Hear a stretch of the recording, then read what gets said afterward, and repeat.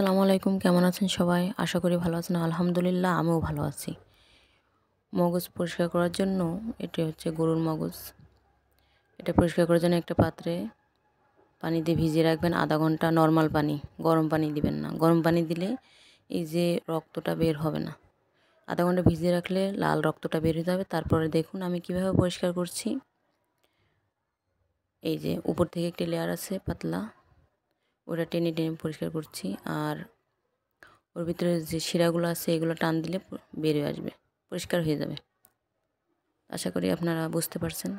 আপনারা দেখলে বুঝতে পারবেন। আসলে এটা বলে বোঝানোর কিছু নাই। আমি কীভাবে পরিষ্কার করছি দেখুন।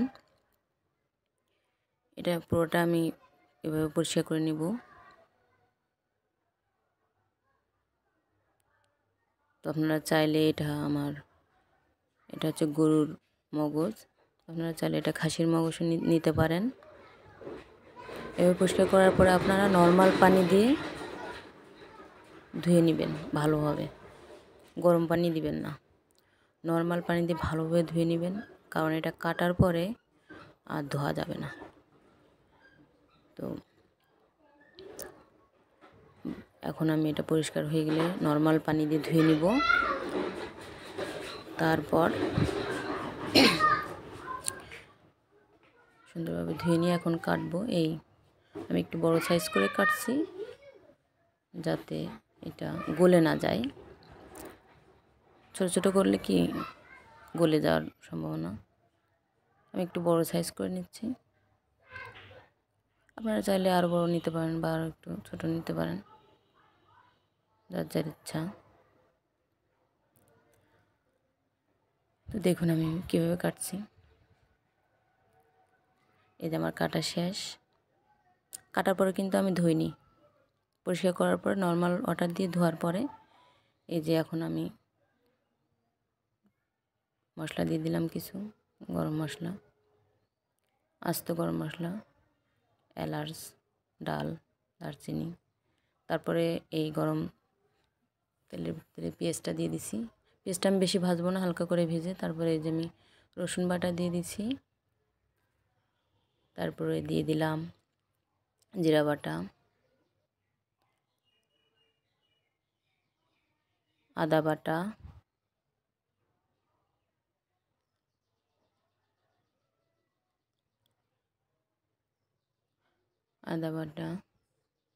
রসুন বাটা, জিরা বাটা। তারপরে আমি মরিচ দিয়েছি খুব সামান্য পরিমাণ, আপনারা চাইলে বেশি দিতে পারেন। আমি এটা আমার বাবুদের জন্য করছি, তো ঝাল একটু কম দিয়েছি। আর মশলা সবগুলাই মোটামুটি আছে, আপনারা চাইলে আরও ঝাল অ্যাড করতে পারেন।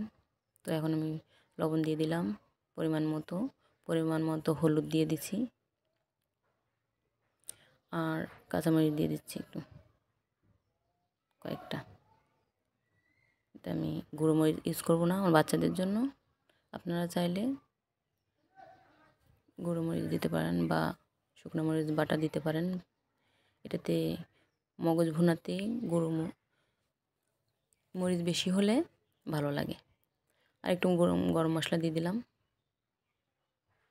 যে সামান্য একটু পানি দিয়ে এখন আমি একটু কষিয়ে নেব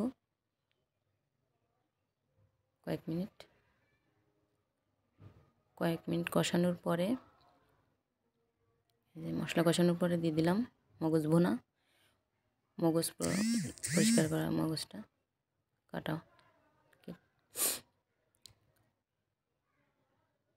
তারপরে একটু লেড়ে ঢেকে দেব।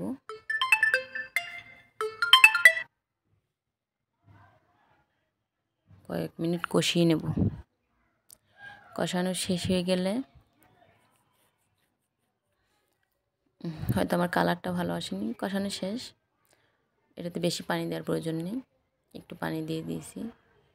এতে আমার মগজটা সিদ্ধ হয়ে যাবে। 5-6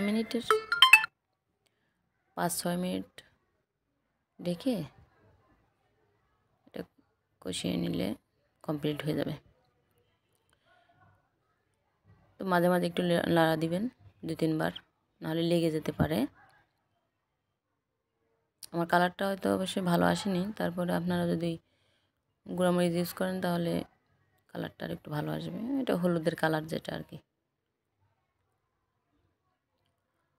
আর আপনাদের যদি ভিডিওটা কোনো হেল্প হয় বা ভালো লেগে থাকে তাহলে লাইক করবেন, কমেন্ট করে জানাবেন। আমার নতুন চ্যানেল সাবস্ক্রাইব করে পাশে থাকবেন। আমার কথার ভিতরে অনেক নতুন হিসাবে ভুল হতে পারে, তো কিছু মনে করবেন না। আর আমার এই কড়াইটা হয়তো একটু কালো হয়ে গেছে, এতে কেউ অপরিষ্কার মনে করবেন না। আমি সবসময় এটাতে ভাজি করি, আমার বাচ্চাদের জন্য ডিম ভাজি এটা সেটা ভাজা করি, এজন্য একটু আমি তেলে বানিয়েছি। সহজে এটাতে কিছু লাগে না, লেগে যায় না, লেগে পোড়া লাগে না। তার জন্য এটাতে আজকে একটু এটা মগজ ভুনাটা করলাম। তো সবাই ভালো থাকবেন, সাবস্ক্রাইব করবেন, কমেন্ট করে জানাবেন। আসসালামু আলাইকুম।